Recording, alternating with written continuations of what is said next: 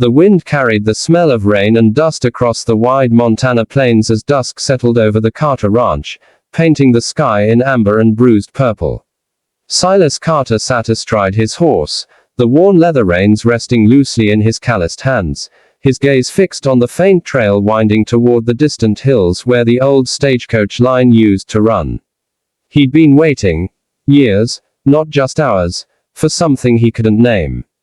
His brothers said he was foolish, that he'd buried himself in work and left no room for life, but tonight, something in the air felt different.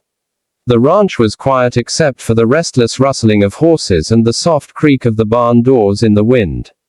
Then, through the dim veil of twilight, he saw her, small, trembling, her shape in a torn dress and mud-caked boots, dragging an old satchel that had seen better days. She moved like someone who wanted to disappear but was too exhausted to hide anymore. Silas's chest tightened. He didn't know her name yet, but every step she took toward him felt like an echo of a memory he'd never lived. "Evening," he said, his voice low, carrying through the still air.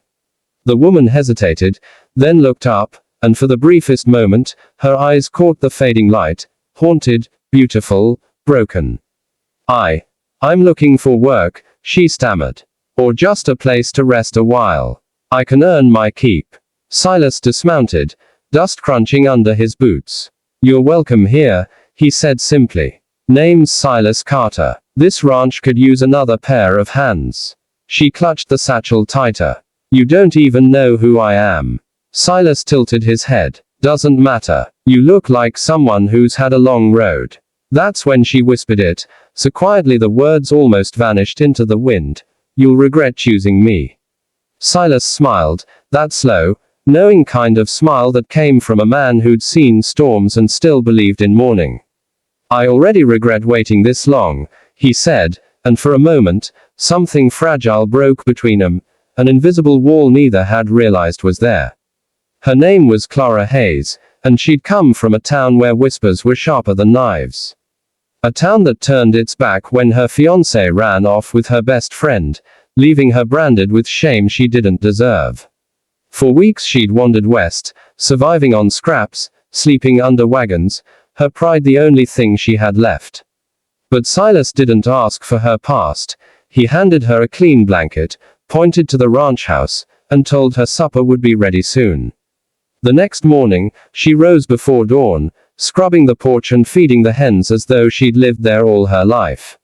She didn't smile much, but her eyes softened every time Silas spoke. He was gentle, not with words, but with presence. When he carried hay bales, his quiet strength filled the air. When he fixed the corral fence, she caught herself watching, wondering what kind of man worked all day yet still found time to check the lanterns before she went to bed. Slowly, life began to settle around her like a warm quilt.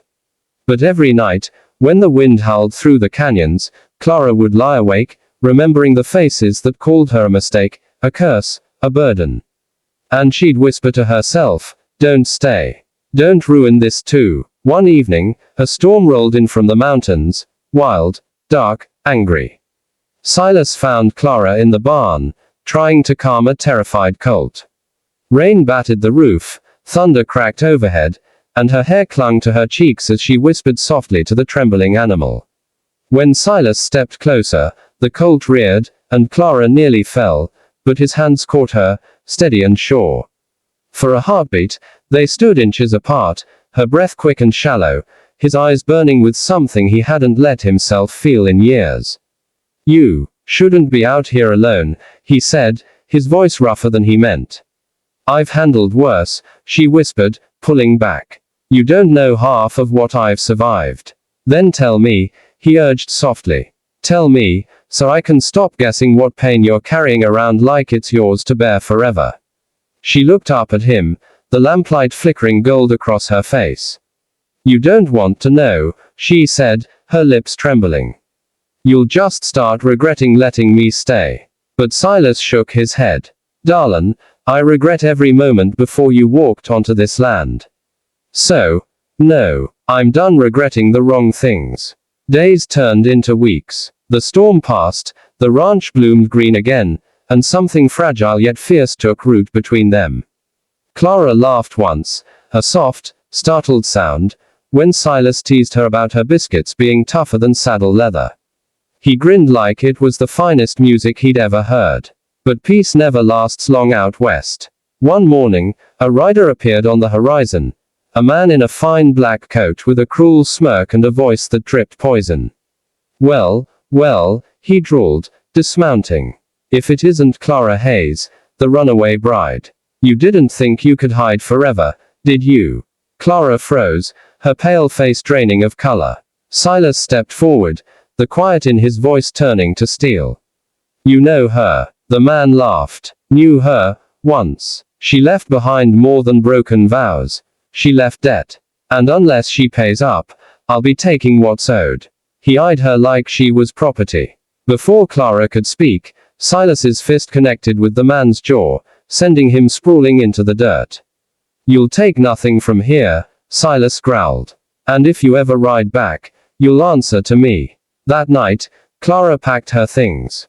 When Silas found her by the hitching post, tears streaked her cheeks. You can't keep fighting my battles, she said. You don't understand what people say about me. He stepped closer, his voice breaking with something raw. You think I care about their words. You think I haven't been judged, too. I've lost, Clara, more than you know. But I'll be damned if I lose you now. She looked at him then, really looked, the man who stood between her and the ghosts of her past, not because he wanted to save her, but because he couldn't bear to watch her run again. You'll regret choosing me, she whispered one last time, trembling. Silas reached out, brushing a tear from her cheek. I already regret waiting this long, he said again, softer now, like a vow. And as the moon rose over the Carter ranch, painting their faces in silver light, Clara let the past fall away and took the first real breath of peace she'd known in years. She stayed. For the first time in forever, she stayed. And Silas, quiet, steady, unshakable Silas, realized that sometimes love doesn't arrive like a storm. Sometimes it comes like sunrise after years of night. Morning came soft and golden, spilling light over the fields like mercy after a long storm. Clara woke to the sound of the rooster and the low hum of Silas's voice outside the barn, giving orders to the hands, his tone calm as always but carrying that weight of quiet authority that made men listen. For weeks after the confrontation with the stranger, things on the ranch felt different, gentler in some moments, tense in others. Silas had told no one what happened, but the bruise on his knuckles said enough. Clara worked harder than ever, milking before sunrise, mending torn saddle straps, baking fresh bread that filled the ranch house with a warmth she'd forgotten existed. But behind her steady rhythm was a tremor, a fear that the world beyond those open fields wasn't done with her yet. She'd seen too much of life's cruelty to believe peace would last forever. Still, every night, when Silas joined her on the porch, his quiet presence made the fear fade just a little. They'd sit without speaking, watching the sky turn violet and gold. One night he reached for her hand without a word, rough fingers brushing hers, and the touch said everything. I see you. I'm not leaving. But trouble always finds the tender things. It was late one afternoon when the dust trail appeared again beyond the ridge. 2 riders this time, not one. Silas saw them first from the barn loft and felt his stomach twist. He knew men like that. Lawmen by badge, bounty hunters by heart. They rode with a purpose too straight to be good. Clara was in the garden when she saw them pull up to the fence, and she froze as if she'd been shot. The taller man tipped his hat. We're looking for a woman. Clara Hayes, he said flatly. Fled from a legal claim back in Missouri. There's debt owed and property stolen. Silas stepped forward, wiping his hands on his jeans, calm but deadly serious. You're mistaken. Ain't no thief here. The shorter man sneered. Don't play dumb, Carter. We've got papers. And if she doesn't come with us, this whole ranch can be seized for harboring a fugitive. The silence between them was heavy as thunder. Clara's heart pounded so loud she could hardly breathe. She'd run too long from shame to drag him down with her. Before Silas could speak, she stepped forward, voice shaking. "I'll go," she said. "It's my mess." "You don't have to."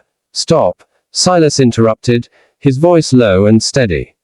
"You don't get to walk away just because you think you're not worth fighting for."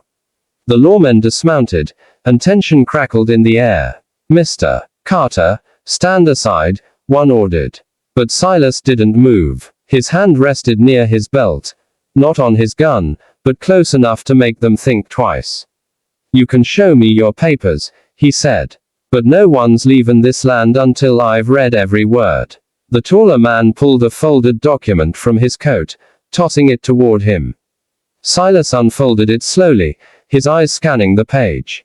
His jaw tightened. "This debt," he said quietly, "was signed by a man named Caldwell." Clara's voice broke. "My fiancé.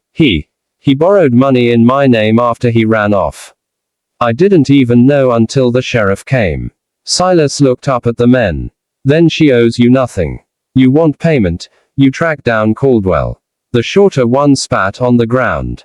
"She signed the papers. That's enough." For a heartbeat, no one moved. Then Silas stepped forward, shoulders squared. "I've got something better than papers," he said, voice like gravel and thunder. "I've got truth. And I've got a gun if you can't read it." The lawmen hesitated, eyes flicking between Silas's glare and the barn hands gathering behind him. The tension stretched thin as wire until the taller one muttered, "We'll be back." They mounted up and rode off, leaving a trail of dust and dread behind them. Clara stood frozen, tears spilling silently. "You shouldn't have done that," she whispered. "Now they'll come for you too." Silas turned to her, eyes fierce but kind. "Let them. I'd rather fight beside you than live another day without you." The words broke her. She fell against him, sobbing into his shirt, the years of fear finally cracking open. He held her until the sun sank, neither speaking, just breathing the same broken air until it turned whole again. That night, Clara sat by the fire, watching the flames twist gold and orange. "I can't keep running, Silas," she said softly. "If I want to build something real, I have to stop being afraid of the past." He nodded. "Then we'll face it together." The next morning, they hitched the wagon and rode into town. People stared as they passed. The rancher and the woman the gossipers had called a scandal. Clara's hands trembled on her lap, but Silas's steady grip on the reins kept her anchored. At the sheriff's office, she handed over the folded paper Silas had taken. "I came to clear my name," she said. The sheriff, a weary man with kind eyes, studied her for a long time before sighing.